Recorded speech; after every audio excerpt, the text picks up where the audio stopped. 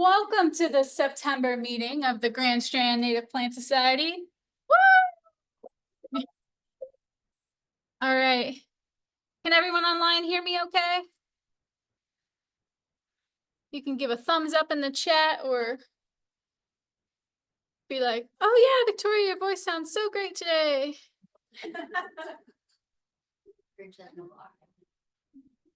No one's saying they can't hear you. All right. If it's not showing. Can you hear me? No, this is me. You sound great. Thank you, SG3. All right.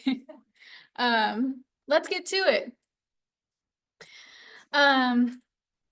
So let's start with our chapter business.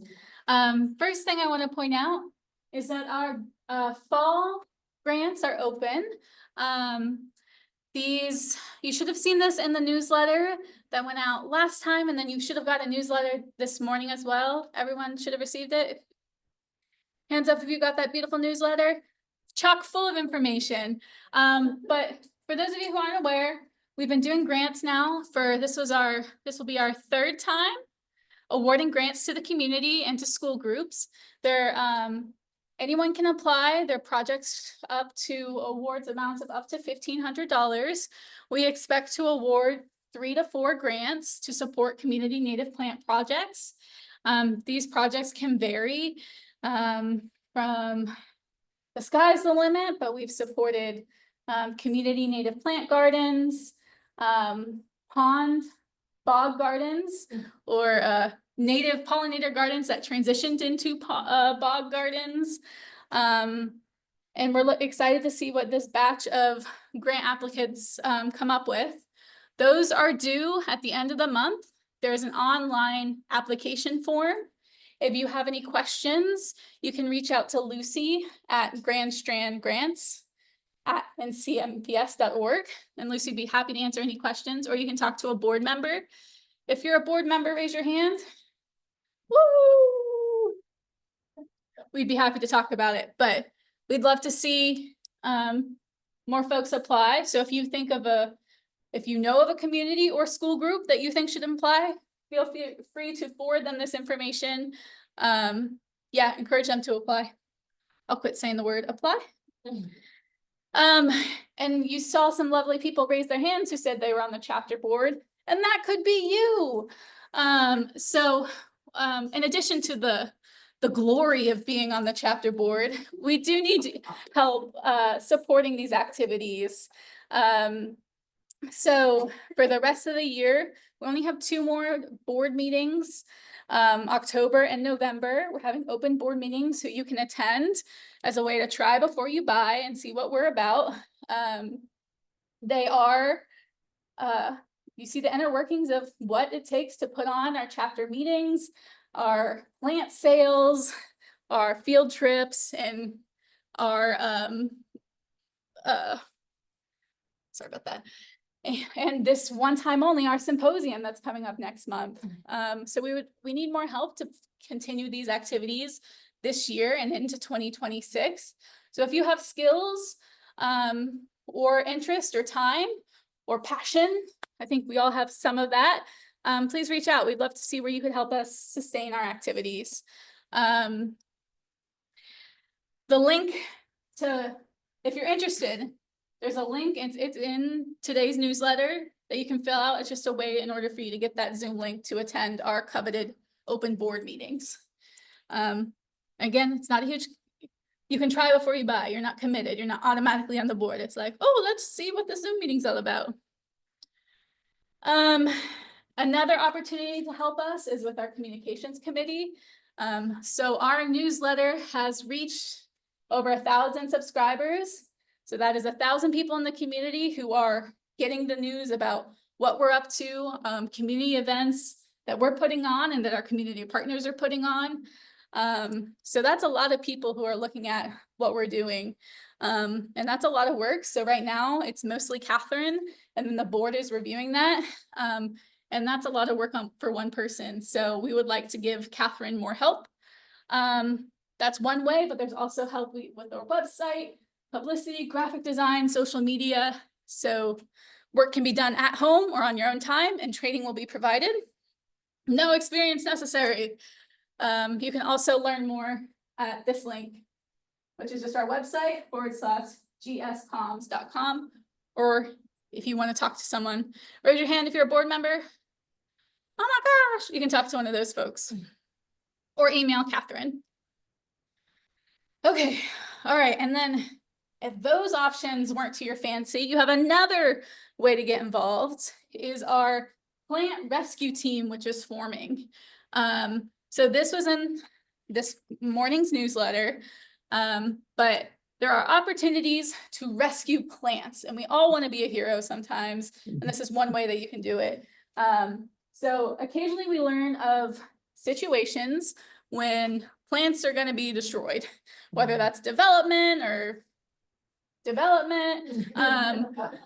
We learn about these, and then we can go there, dig them up with owner's permission. We dig them up and then try to find another place to plant them.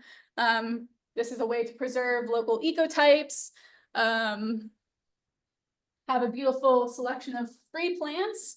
And yeah, so to do that, we have to know who to contact. So if you would like to be on that list of people who get that message from Sudi that I'm going to be out behind the old water tower on Sunday at 9, come with me, then you can fill out this another Google form, and you'll get that message.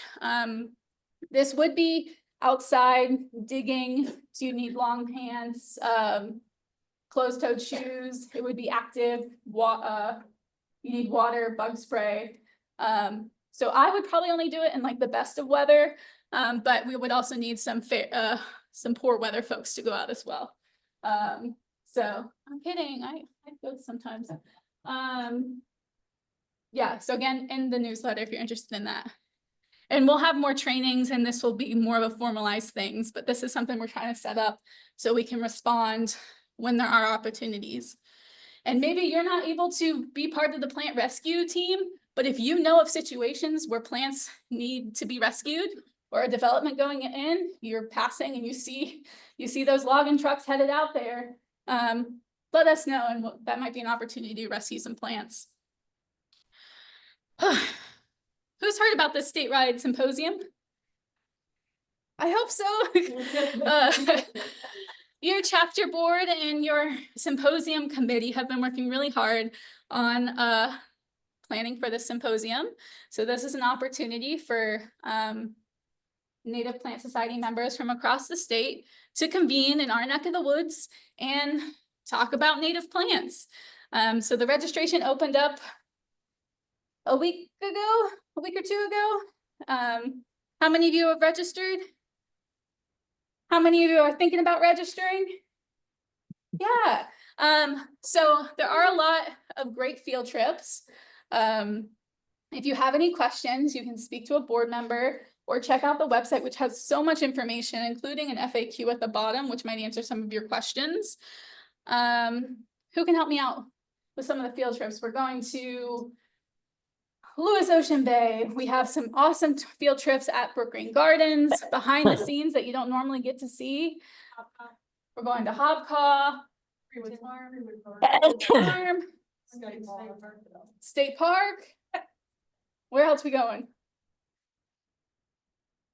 We're going more places too, and there's some great workshops, including a bog planting workshop with Jim Lucan, an art workshop with a person. Thank you so much. It's hard when you're up here under pressure.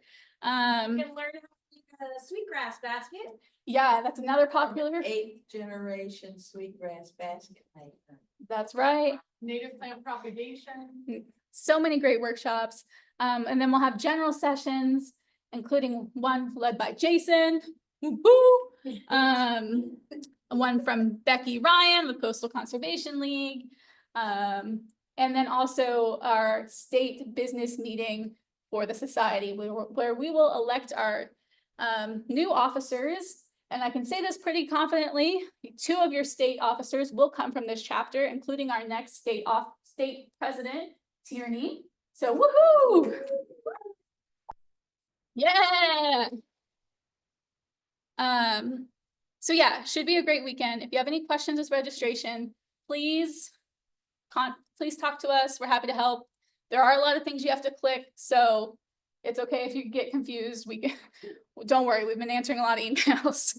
And Louis Ocean Bay field trip filled up already, so if you're thinking about registering, you should probably get to it because stuff will start to fill. Yeah, and another point, if the price of the registration is a barrier to you, please reach out to me and I'll be happy to work with you on something. With that, so we want you to register.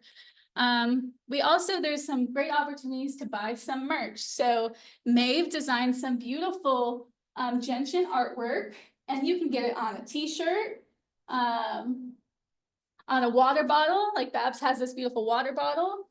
And then we also have some gentian inspired gifts, like these reusable napkins and these reusable bags. And then we have some puzzles.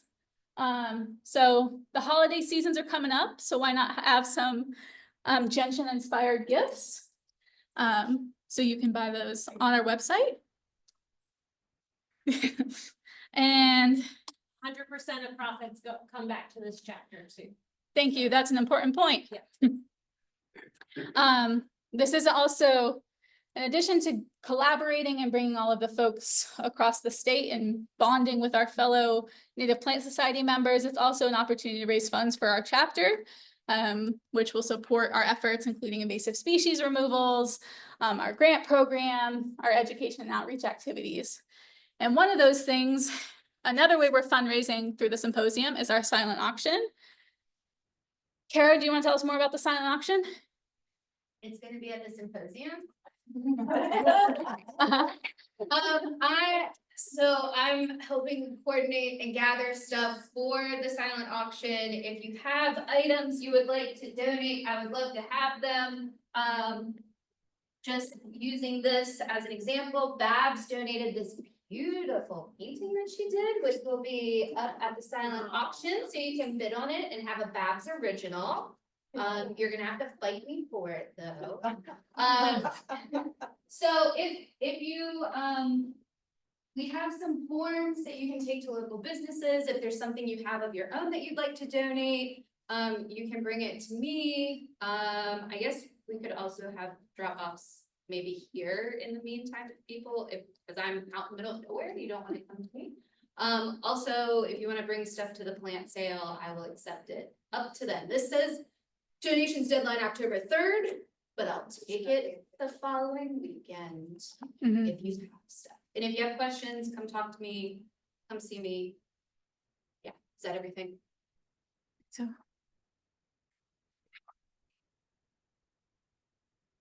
And did you mention you have forms? We have, There are, they're up on the sign-in table. We have the donation letter that describes our chapter and what we do and that we're a nonprofit and all those things. And then there's also a form that goes with it for, if you want to solicit donations or you want to donate something yourself, that is on that table. As you're leaving, grab one. Mhm. Kara's gonna show you. Yeah. There it is. There it is. and if you are soliciting a donation from a business, give Kara a heads up. So we don't no double duty. Cool. Thank you so much.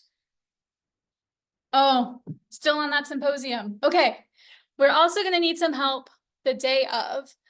So we'll need a couple volunteers, in addition to our committee and board, who can help with setup and cleanup, who can help our registration table and our information desk, so who can be smiling and welcoming all our members from across the state. And Kara will also need a silent auction helper, so you have to have that like $5 to $10. Just kidding. It's a silent auction. I don't. Anyway,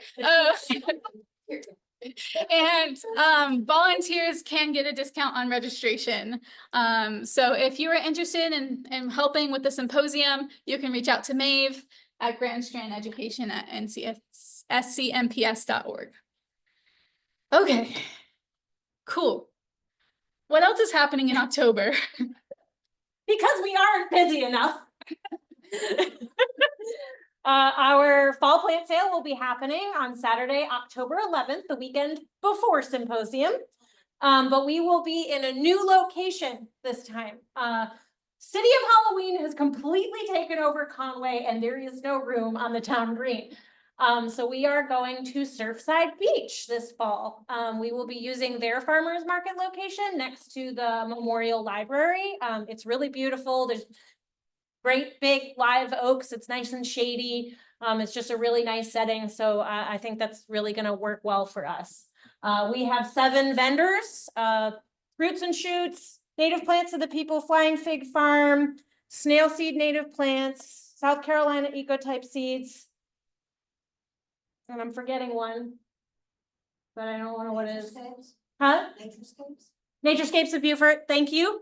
And these vendors, we bring them from, you know, a couple hours away, a lot of them, to make sure that y'all have access to native plants here. We'll also have Coastal Conservation League there. We'll have the Black River Cypress Preserve. We will have Clemson Extension, having a booth to take your soil samples. So if you've been wondering, how your soil has been doing, you can take a sample and bring it to the plant sale. It's $6, cash or check. Do you take other payments? We do at the office. Okay, cash or check to test your soil, $6. It's a deal. Very convenient. Yeah, so that should be a really great event and we hope to see everybody there. Save boxes. I'm getting there. Oh, sorry. But we need your help to get the word out, especially since we're having a new location and we've printed out a whole bunch of flyers for you. They are on the sign-in table. So on your way out tonight, grab a small stack of those, even if you put up just a couple in some local businesses' windows or, you know, other places that you like to frequent, coffee shops, your local library, etc. Please do that. We would really, really greatly appreciate it. Stop recycling. This is the time of year that we tell you to stop recycling.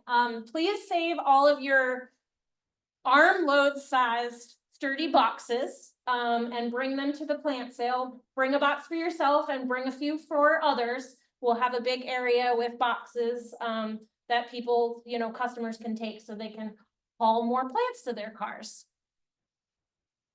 Just boxes though. Recycle everything else.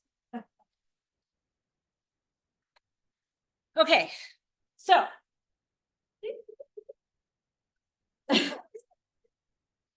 Because I am running for state president, I will need to step back from some of the work that I have been doing here at the chapter. One of those things is plant sale. So we really, really need someone to seize the opportunity to get involved and organize these plant sales. And we might not have them if somebody doesn't step up. So please reach out to me, Grand Strand Plant Sale at scnps.org. If any questions, if you're interested at all. And I will not be disappearing from the face of the planet. I will be around to support, you know, whoever wants to evolve into that role to impart the knowledge and experience that I have had over these last few years. But we really want these plant sales to keep going. So hopefully someone will be willing to step up and do that for us.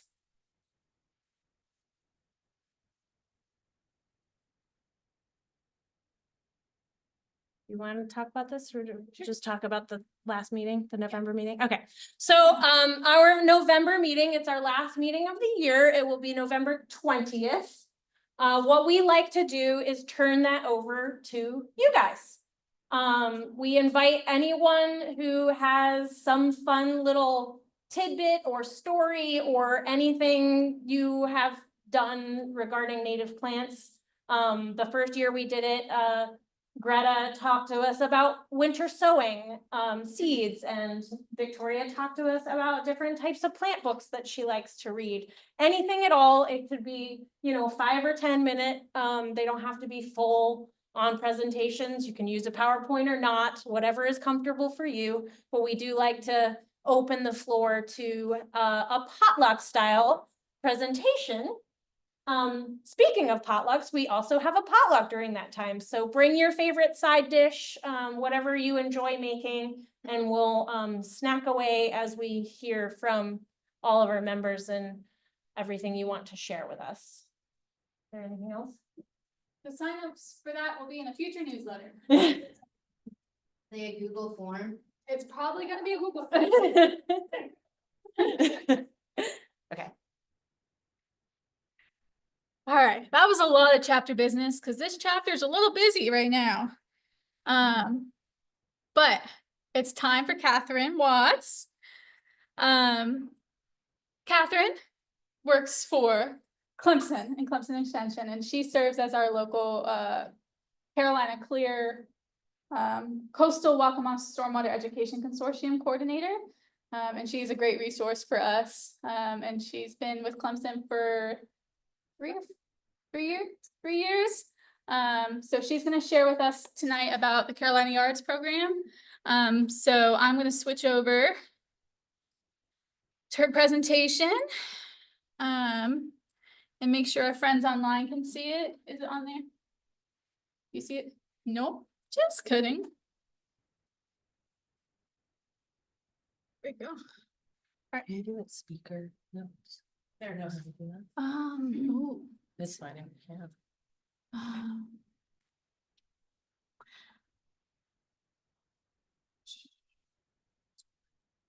Are you sure? Yeah. Okay. I could have just take a minute. No, it's good. Okay. Spoilers. Okay. All right, so as Victoria said, my name is Catherine Watts. I work for Clemson and I'll be talking to you about the Carolina Yards program. I'm the water resources agent for Horry and Georgetown County, as well as the Coastal Waccamaw Stormwater Education Consortium Coordinator. And so that is a partnership with educational organizations and municipalities to provide stormwater education and outreach to the public. And my contact information is there if anybody would like it. So Aniston Porter, she is the Carolina Yards Program Coordinator. She's a water resources agent out of Pickens County. And if you were interested in taking the Carolina Yards course or certifying your yard as a Carolina Yard, this would be who you would talk to. And her contact information is there if you need that. So the Carolina Yard, that is Clemson Extension's program. It was developed by the Water Resources team to assist South Carolina residents in conserving water using sustainable landscaping practices. And so you can certify your yard. The program goes through 12 key principles on environmentally friendly landscape practices that I'll discuss later. But it's similar to making your yard as a wildlife habitat with a wildlife federation or as a bird-friendly habitat with the Audubon Society. This is just pretty much a demonstration. It's showcasing that your yard is a sustainable habitat and wildlife friendly. So to certify your yard, there's a couple of different ways that you can. The first is through their our 10-week hybrid course. And so this is a self-paced online course. Every week you go through a different module that focuses on one of the key principles. And the key principles are just environmentally sustainable practices like mulching or using native plants. And I'll go into those a little bit later. But so it's an online course, and at the end of the course, you can decide to do a field day. And the field days are pretty much just an opportunity for the participants to tour native certified Carolina yards. And it is a statewide course, but they do offer two different field days, one usually in the upstate, the other toward the coast. And so people don't have to drive so far. But I think the course is more toward beginner gardeners, those that are interested in learning some of those sustainable practices. For more experienced gardeners or landscapers, they can just do the online track. And that's just to certify your yard. And you just have to watch a 9-minute video, answer a 55-question survey, which is pretty much a checklist that has 55 action items on it. Each action item is worth 2 points of credit for a total of 110 credits, but you only need 36 to certify your yard. So that's only 18 out of the 55 action items to certify your yard. And you'll get emailed a certificate. So the 12 key principles are listed here. And so we have the first key principles is maintaining soil health. Second is recycling yard waste or composting. Third is the importance of mulch. Fourth is right place, right plant. 5 focuses on native plants. 6, removing invasives. 7 is fertilizer best management practices. 8 is how to manage yard waste pest responsibly. 9 is using water more efficiently through irrigation. 10 is using rain as a resource. 11, reducing runoff, and 12 is providing for wildlife. And so I'll go through all these practices, but for this audience, it's probably more of a refresher course. You know most of this stuff. So principle 1 is maintaining healthy soil. So soil is the foundation of any landscape. It might be the single most important thing that you can do for your yard's health. It's important for the health of your plants as the soil provides the nutrients for the plants. It's important for resisting erosion as well as supporting biodiversity with the microbes and the fungi and bacteria that all live within the soil. And it's also important for water quality. The soil acts as a natural filter, removing pollutants before they enter the water. So with Clemson, we always say to start with a soil test. It tells you the pH of your soil, as well as a variety of your different nutrient levels in your soil. It'll also provide recommendations for any liming and fertilizer requirements. So it really prevents people from using too much fertilizer, which of course is not great for water quality, as it can lead to algae blooms and all of that. So we always say to start with a soil test. Principle 2 is recycling yard waste or composting. So this can be your yard debris or your kitchen scraps, composting them yourself and using them within your yard or your property. It can also be taking it to the landfill in their yard waste bin and having them use it in their bulk compost or their bulk mulch. It's just giving that yard debris a second life, a second purpose, pretty much. Principle 3 is the importance of mulch. The main action item is to maintain a 2 to 3 inch layer of mulch in plant beds and around your trees and shrubs. So of course, mulching, it's important for the soil moisture and the soil temperature. It, of course, suppresses weeds, and it is good for erosion control. So you want to maintain that 2 to 3 inch layer. And also an action item on this principle is to keep a natural area where the leaves can fall and just kind of do their own thing, just break down, decay, and add organic matter to the soil. Principle 4 is right place, right plant. So that is selecting plants that are appropriate for your site. It's really paying attention to what the plant needs in regard to soil, texture, sunlight, and water requirements. So if a plant is in the right place, it can thrive, it's easy to maintain. You'll need less water, less irrigation, and less fertilizer. So we have echinacea that pretty much needs full sun, So the course would teach you, you know, don't plant that underneath a dense tree canopy. Same for the button bush in the corner that loves wet, moist soil. So it's planted right there on the pond's or water's edge. So it's happy there. And then principle 5, it's all about native plants, garden like a local.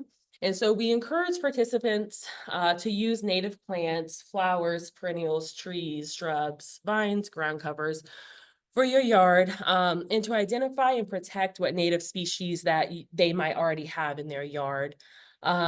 This Carolina Yards being a water course, we also encourage people to plant a buffer of native vegetation on their shoreline if they have it. So that might be a fishing pond or recreational pond, a river, stream, marsh. It could even be a stormwater pond, but you might have to get permission from an HOA if you live in that setting. So sticking with native plants, Carolina Yards separates the state into 3 regions: the upstate, the Midlands, and the coast. And a lot of the native plants, they will overlap, but there will be differences. Plant an upstate might not do well on the coast, and vice versa, it might not be native. So course participants in this section will develop a landscape plan, discover the South Carolina Native Plant Society plant database, a great tool, especially for the right place, right plant. They'll learn how to protect existing trees and mature trees. So that would be things like not parking underneath your trees to compact that soil. Also, if they have a shoreline, to plant a buffer, and then also how to manage for erosion. So these are just the benefits of native plants. I definitely don't need to tell that to y'all. But I do like this picture. It just shows the difference in the root systems of native plants versus turf grass. So you can see the native plants, they have such a deep, robust root system that really aid in the infiltration of rainwater. Whereas the turf grass, it doesn't offer much. A lot of the times, turf grass will just sheet flow rain and produce a lot of runoff, whereas native plants don't. So speaking of vegetated buffers, this is an illustration of an ideal vegetated shoreline buffer. And so you have different zones. The deepest is the littoral, so that'll be the zone that's completely underwater. Emergent zone is sometimes underwater, sometimes not. Riparian zone, it might be underwater sometimes if we have a lot of rain. And then the upland zone usually is not underwater. And so, of course, there's different plants that will thrive in the different zones. Littoral shelf, you might have pickerel weed. Emergent, you have swamp sunflower and maybe juncus, like a soft rush. The riparian, you might have some plants that can tolerate, they're hardy, like the Rudbeckia and Liatris. And then upland is just dry. So that's the ideal shoreline buffer that is planted. And this is in real life. This is a planted shoreline buffer, and you can see the pond banks are completely protected. There's not going to be any wave or wind that's creating that constant lapping of the water on the pond bank. The plants have deep roots, so it's really binding the soil, and you're also creating a habitat and supporting biodiversity and the pollinators as well. So in a shoreline buffer, it doesn't have to be fancy like the other picture. It can just be a simple single species. So this is a soft rush, a juncus, and this is really a powerhouse on shoreline plantings. It's great for filtering those pollutants before it enters the water, and it has really deep root systems. So it really binds that soil and keeps it in place. I know it's a common sight to see stormwater ponds with an undercut edge and very unstable soil. So this is a great plant for that. It also stays, relatively well maintained. It doesn't get wildly or out of control because there's a lot of the HOAs, it can be difficult to buy into the shoreline buffer because they like that golf course aesthetic turf grass look. So this is another example on the far side of a shoreline buffer, and this is more of a no-mow zone. These are not necessarily planted. They're just not mowed as often, and that will establish native grasses and wildflowers along that zone. Yeah.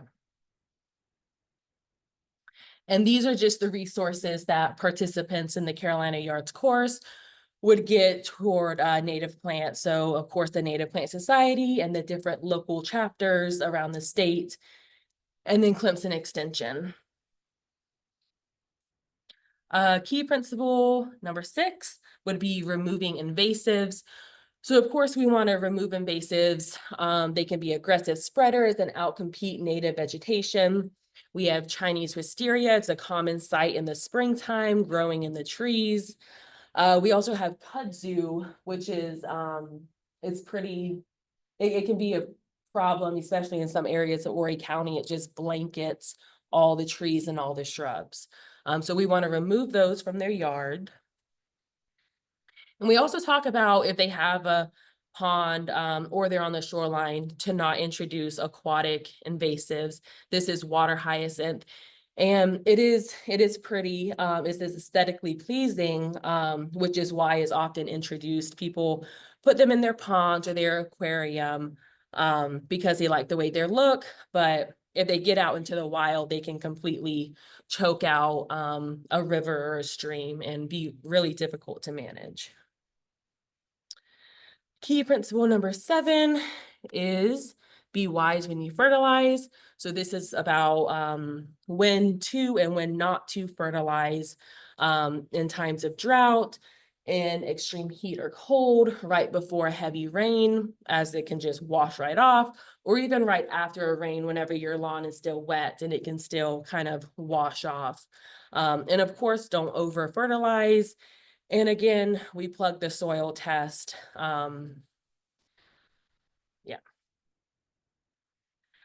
Principle number 8 is to manage yard pest responsibly. So this really focuses on beneficial insects and the services that they can provide to your yard. Also, one of the action items is to not apply chemical approaches, instead try to prune or remove the diseased parts of the plant and get them out from away from the plant to stop the spread of whatever pest you might have going on. Water wisely is all about efficient irrigation. So one of the action items would be to have a rain gauge in your yard to see exactly how much is rain. Maybe you don't need to turn on your sprinkler system to conserve water. Maybe use drip irrigation instead of your sprinklers, and also to walk your yard whenever the sprinklers are on to make sure it's watering what you want and not the pavement or your driveway.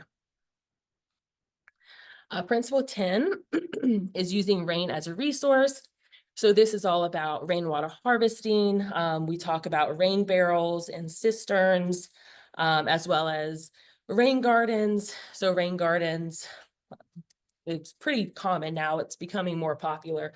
They're just depressed landscape features, gardens that control and manage stormwater runoff. So the rainfall that's falling on your house or your driveway, it channels it to this one garden and allows that rainwater to infiltrate into the ground rather than run off your property. So this is a rain garden that was installed in Pawleys Island at the town hall, and it is capturing rainwater from the town hall building. And there's actually about a 500-gallon cistern next to it. So it goes, the water hits the roof, goes into the cistern, and then the overflow goes into the rain garden. Principle 11 is reducing runoff. So participants will learn about permeable pavers, stones, and gravel rather than impervious surfaces like asphalt or concrete. And it's also about not having your property become a source of pollution. So remove your debris, pick up after your pets so you don't spread bacteria, and create an at-home chemical or at-home home kit for chemical spills and leaks. And finally, principle 12 is providing for wildlife. So providing resources, plants, with your native plants, providing food, shelter, and refuge for birds, pollinators, insects, what have you. Also bird baths and bird boxes, maybe even some bat houses if you would like. So Carolina Yards success stories in 2024, 73 yards were certified across the state. 14 of those certified were through that online 10-week hybrid course. The others just went online and did their checklist and they met their requirements. This is a spotlight of a Carolina yard in Charleston, and this is one of the sites that during a field day, she allowed participants to go through her yard and see what she has going on. So it's a really fun day. In Clemson Extension, we offer a wide variety of resources.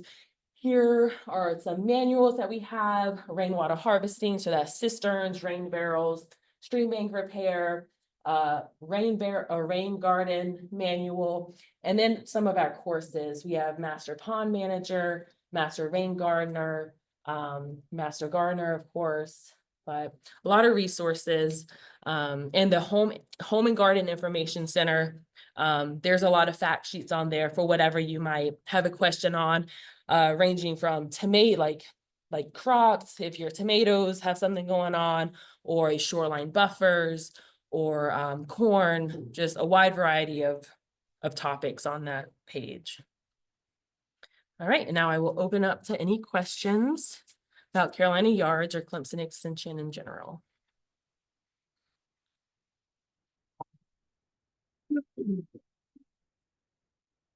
Yes, ma'am.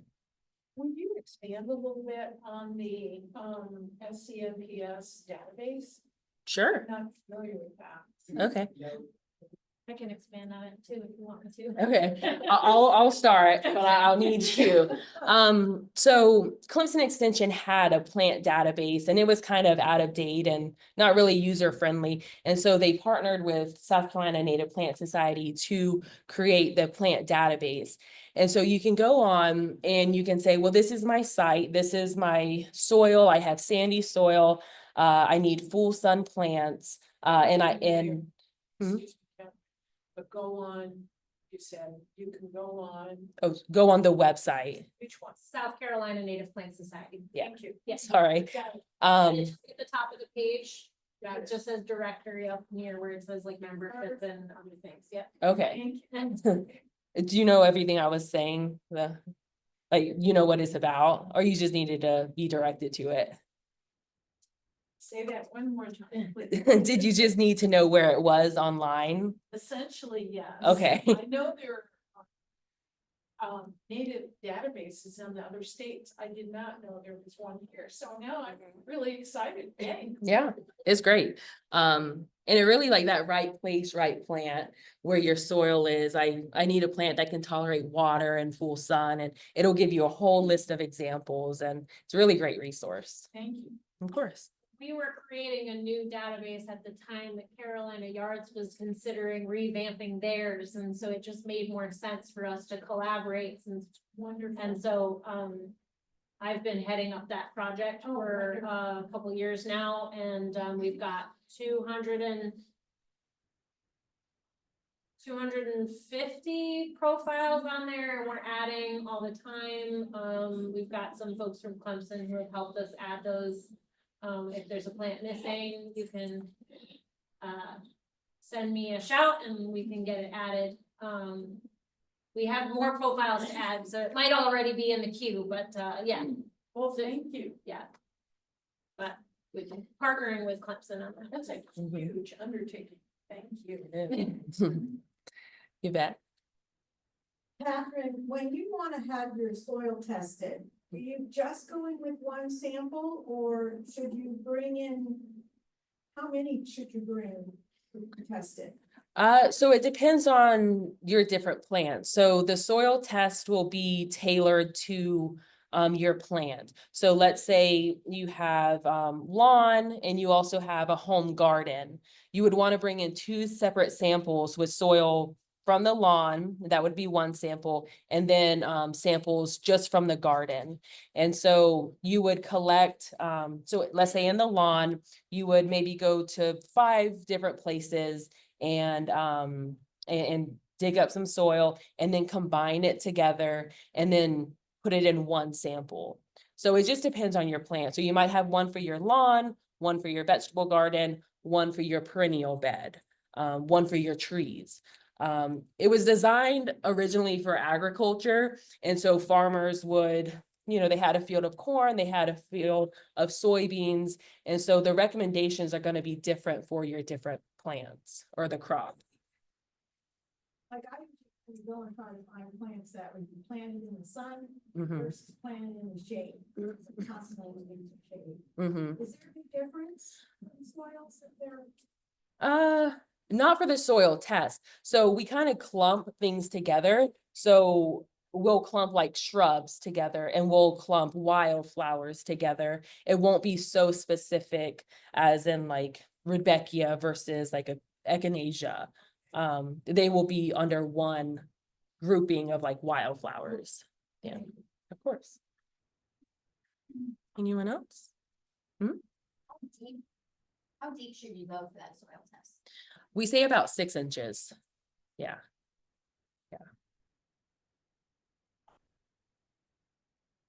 Yeah. So how do you go about finding someone to help you? I just moved from Iowa to South Carolina, Mm-hmm, and we're landscaping a new house. mm-hmm. So, and I want to do a native, one of the forest idea. So how do you go about finding somebody who knows how to design a native yard? I know what was native up in the north, but I still, it's a steep learning curve from here. I mean, I would say this group is a huge resource to you.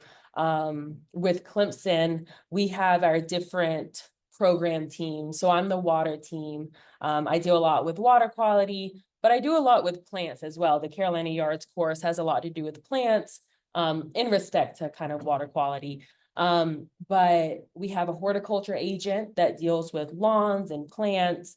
We have a fruit and vegetable agent that deals not just with farmers, but also like homesteaders, agribusiness, if you wanted to kind of have a tour of your farm, or homestead. So I would reach out to Clemson Extension and use this group as well. And are they all like, say, Clemson state, or are they local? So we have an office in every county. So I'm based in Horry and Georgetown County, and most of the people in my office, they're either just Horry or they're Horry and Georgetown, or maybe they have Florence added in, just depending on the workload. But no, there's a county or there's an office in every county. We're kind of spread throughout. Clemson Extension is a land grant university, and so every land grant university has an extension program kind of, and it was designed in the past to help with farmers throughout the state. But now we're of course homeowners and residents. We cover a lot of different things. So we have an office in Conway, or there's one in Georgetown. And you can come in and talk to an agent or email or call. We're a public service, so everything we offer is free, and we do site visits to your home. You also have specific, like, back in Iowa, my daughter, for example, was involved in saving pawpaws because they were native to Iowa and they were pretty much exterminated. Mhm. She was growing seedlings and stuff. Are there certain plants that in South Carolina you're encouraging, people who are planting in your yard to say, wow, there's more of these in this area of the country because they're on the verge of disappearing, or they support specific wildlife that's on the verge of disappearing? I don't know. The That's a native good plants question. or just in general. Yeah. The Native Plant Society does a little bit of that, so I know out in the Midlands, there's an endangered sunflower that someone started propagating and they've been selling and passing around. I know that I have personally propagated the rare pink coreopsis and given it to Brookgreen, and now they're selling it at their sale. So we're doing a little bit of that. I think it's a little less organized than what you're talking about, but. I mean, I would say, and it's not necessarily a yard plant, but like the Venus flytrap, especially here in Horry County. But it's not really, we're primarily trying to protect that in the wildlife. But, yeah, Building above, so we could okay, fit in there. okay, nice. Maybe the. Yeah, that would be flower garden great. Workshop at the symposium is for you. Oh, that would be a good one. That would be a good That would one. be good, yeah. It's like a bog, not a bog garden. It's wet all the time. There are a lot of good plants for that. Yeah. There are. I Mhm, want to put carnivores mhm. in. Fisher plants. Yeah. All right, any other questions? Is Alright. anyone already got Carolina Yard certified? Woo-woo. Oh, Dia. Yeah. Years ago, and I never got a response. I sent in about 4 years ago, remember? They sent to the form, you filled it all out. Okay, well, Anniston, she started about a year or so ago. And it was, the Carolina Yards has kind of been revamped. It was kind of falling by the wayside, and she is bringing life back into it. So if you're interested, yeah, do it again. She'll definitely Probably get better back off to now. you. All right. Nice. All right, well, thank you all.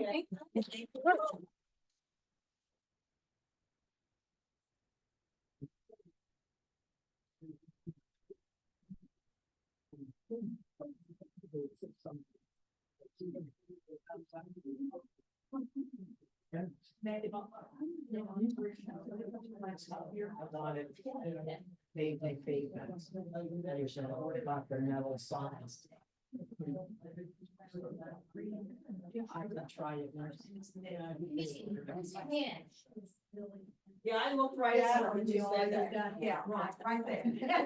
Talking about you. Thanks, Dave. Actual source of endless information. Actual knowledge of how to lay on to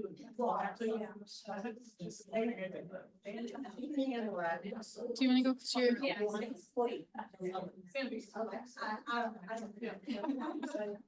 All right.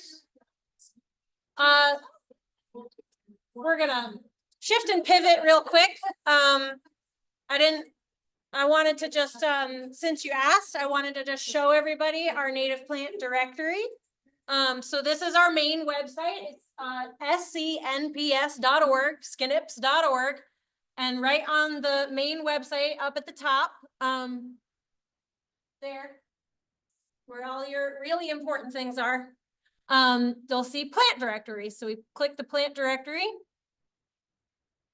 And then you just scroll down here and you can search for a plant by name if you know it. If not, you can do plant type, which is herbaceous wildflower, shrubs, large tree, small tree, grasses, vines, ferns, etc. Your region, we've got coastal plain, Piedmont mountains. Piedmont and Sandhills are basically Midlands. We've just got a whole bunch of different options: bloom season, flower color, etc., etc., etc. We just added these ones, tolerant of. So like if you have a really dry yard, or you have occasional flooding, you can select those. And then we have intolerant of also as contrary to that. And then, and then once you go to a plant profile, so you can click on any of these and it's going to give you a whole bunch more information about that plant. It's going to tell you how big it is, how to propagate it if we could find that information, where it's hardy, what kind of light exposure it needs, plant part descriptions, all sorts of information you may not have even known that you needed. So that is a really great resource that we published almost 2 years ago now, whenever we launched this new website, and that is available for anyone to use.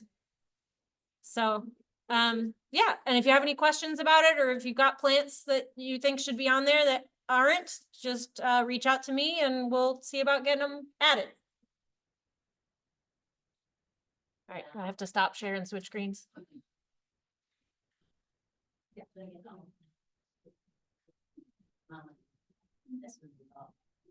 Maybe just click this.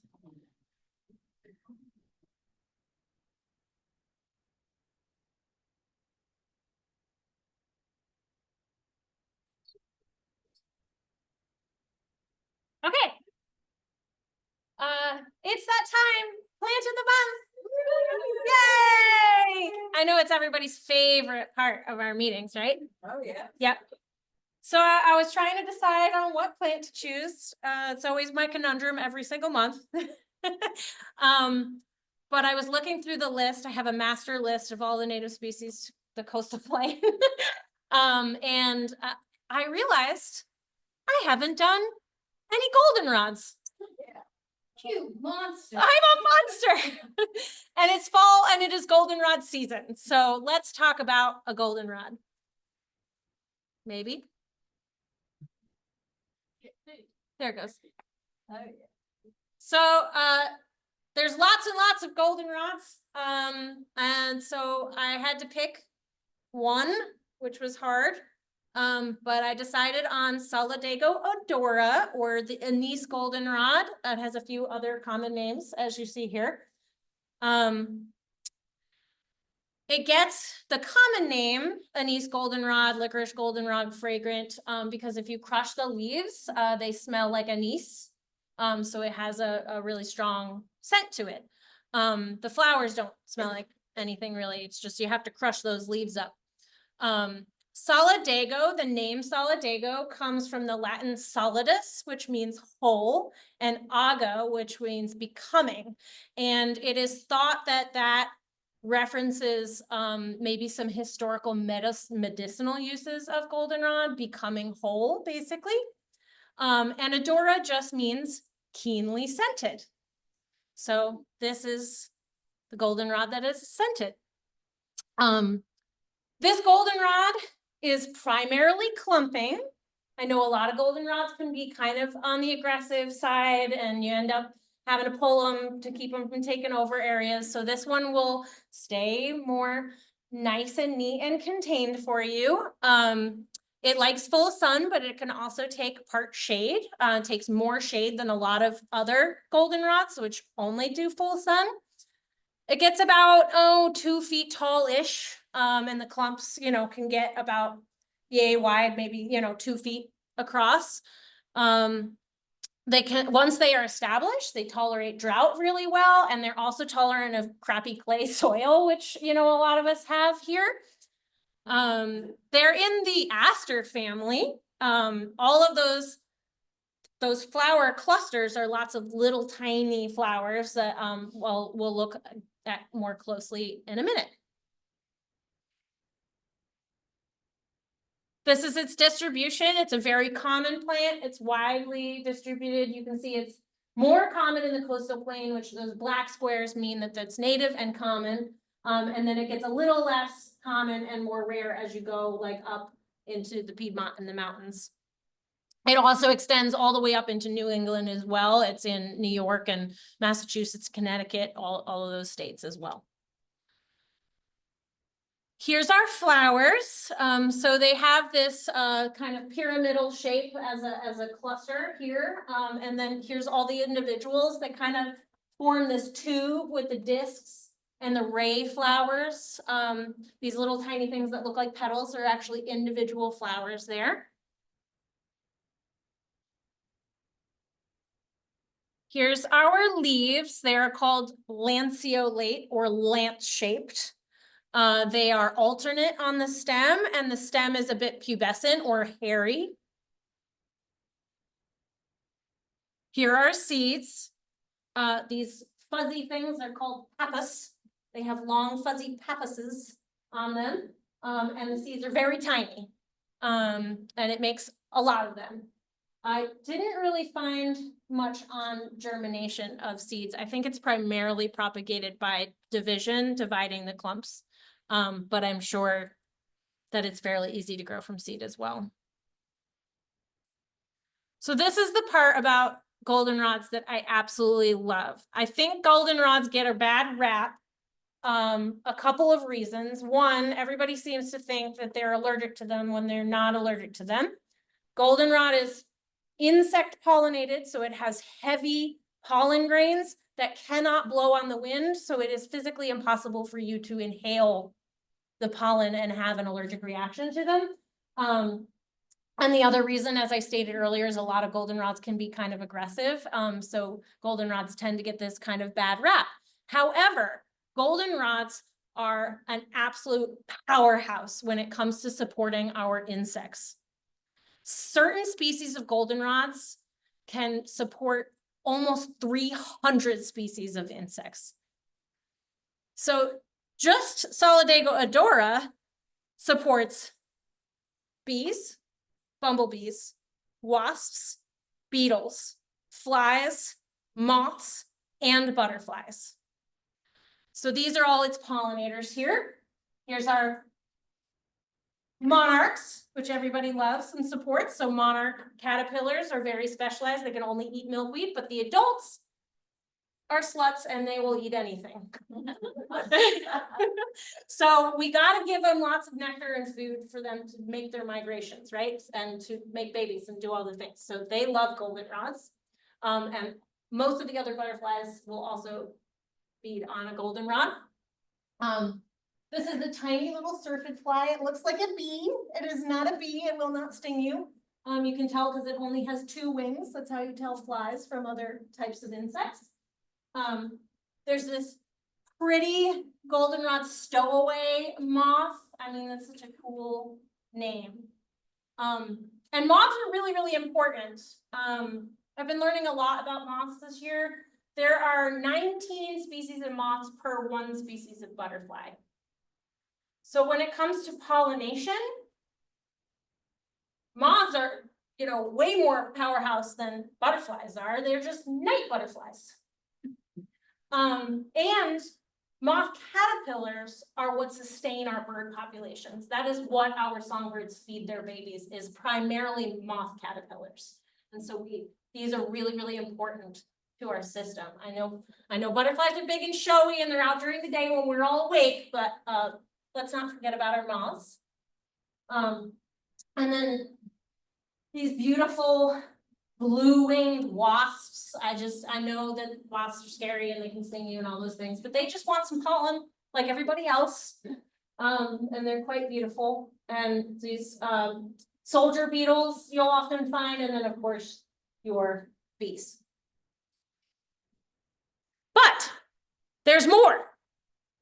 Goldenrods don't just support pollinators, they also are host plants. So this particular species hosts these 2 species of moths, the wavy-lined emerald moth. Look how pretty that is. That's a moth, not a butterfly. It's gorgeous. And this is its weirdo caterpillar. You're gonna look at this on your leaf and be like, oh, it's gonna turn into that. No, leave the weirdo caterpillars alone, because they're gonna be beautiful when they get out of their awkward teenager phase. And then you also have the goldenrod hooded owlet, which uses the sweet goldenrod as its host. A little duller than our wavy lined moth here, but look how pretty this caterpillar is. You get colors in all the different phases. It's great. And then, I don't know if any of you were sadists like me, but we used to rip these things off and hit each other with them when we were kids. And it really hurts. But they're made by a fly. So the fly lays its eggs in the stem of the goldenrod and then causes the goldenrod to swell in that location. And that's where the fly's larvae pupate and become adult flies eventually. So goldenrods are extremely important to our insects and our wildlife populations. So And those galls support birds over the winter. They, like, woodpeckers will peck into them to get the grubs, and that's an important winter food supply. that too. Yeah. And I have it on good authority that this plant may be available at our plant sale in October. So you should come to the plant sale. And that's all I have on sweet goldenrod. Any questions? So on the pollinators and the larval populations, are the goldenrods generally gonna cover, or are they that specific that that moth and that fly are only gonna go to Odora? That's a really good question. I don't know, but my inclination would be to say that they can generally use solidagos. Okay. Because the chemical makeup would be similar from one to another. But I'm not 100% sure. Yeah, my sense of solidagos and their interaction with insects is that it's very generalist on both sides. It's like goldenrod support a lot of things and a lot of generalists use goldenrod, if that makes sense. Yeah. Anybody else? I swear we did not plan this. I brought some of our plant of the month Oh, that I'm gonna add to our garden outside here, cause the seaside goldenrod, I don't think are getting enough sun, but like, I wanted to add more goldenrods, so I've got some if anyone would like to see them.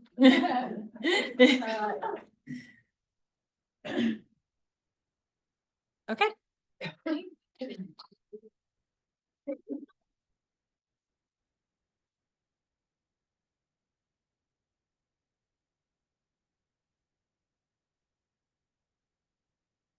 Okay, we're in the home stretch, y'all. Upcoming events. So our next field trip / invasive species removal is September 27th at Myrtle Beach State Park. And if you would like to sign up, there is a link in this morning's newsletter. You can also check it anytime on the calendar page on our website. So Tierney showed you how to get to the plant directory, and there's a link right next to it that will always take you to the calendar. If you're ever looking at that calendar, that does show the events for the entire state. So you're welcome to register for an upstate field trip, but you know, it might be quite the commute. But help us remove invasive species at Myrtle Beach State Park. It's so much fun. It is pretty fun. Good exercise. Yeah, you are sore after it. Oh, and the plant sale. What? October 11th still. We have homework. What are our 2 homework assignments? Quit recycling. Bring boxes. And then what else are we gonna do? Yeah, put up the posters and the flyers. All right. Then this Saturday, which I cannot believe it's already September 20th, there is a plant sale at Brook Green Gardens. We'll have some members at a table for our chapter. Brook Green folks, you have anything to share about plant sale? We do have a mixture of native and non-native. There are some natives. Yeah. And they'll have like a little indicator on them if they are. Cool. Beautiful day at Brook Green. Calling for it. Good weather. And then you gotta pace yourself. This is the season of plant sales. So after that one, we have More Farms plant sale, October 4th, in Lake City. And this plant sale benefits our grant program. So this is what has been funding our community grant projects, which again, those grant applications are due at the end of the month. So woohoo, October 4th. And then in general, the Audubon, South Carolina, the Charleston Horticulture Society, Kiowa Conservancy is supporting Native Plant Week in South Carolina, which will be the week leading up to our symposium. So you can check out their website, which I believe if you just Google South Carolina Native Plant Week, it will pop up. But it was also in our newsletter at the bottom. So you can be on the lookout for other events beyond just what we're already doing. We're doing enough that week, so we're not adding any more to that list. But the symposium, which again, if you need help registering, please contact us. Babs, Plant prom, we're gonna have a craft to do at the plant prom Friday night at Atalaya. Mhm. It's a recycling craft made with bottle caps and styrofoam, evil stuff as it is, and yarn scraps, Mhm. and it'll be fun, yeah, so great. some fun stuff. So plant prom is another element we didn't talk about, but it'll be a fun fundraiser that Friday night at Atalaya. You can wear your gardening best, your plant formal wear. If you need inspiration, you can check online for what to wear, but we want you to be all decked out. So you should be wearing either maybe your overalls with your best bow tie, your gardening gown with some gardening gloves, whatever you feel inspired. Daisies, flower crowns, painted entirely green. The sky's the limit. Victoria, Yes. another plant prom thing, we're making a playlist of plant inspired songs. Yes. If you can think of a song that has a plant word in it or has a plant vibe, you can add that, like email it to us, or there's a Google form where you can submit it. And we'll add it to the list. Yes. Good reminder. And silent auction. Whew.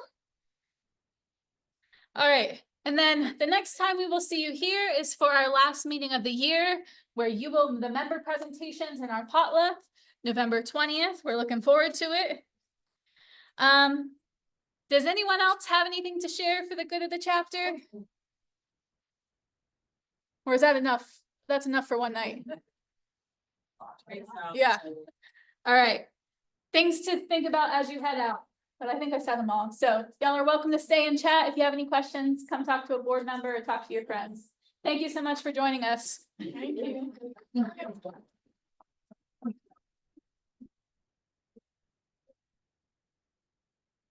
Awesome.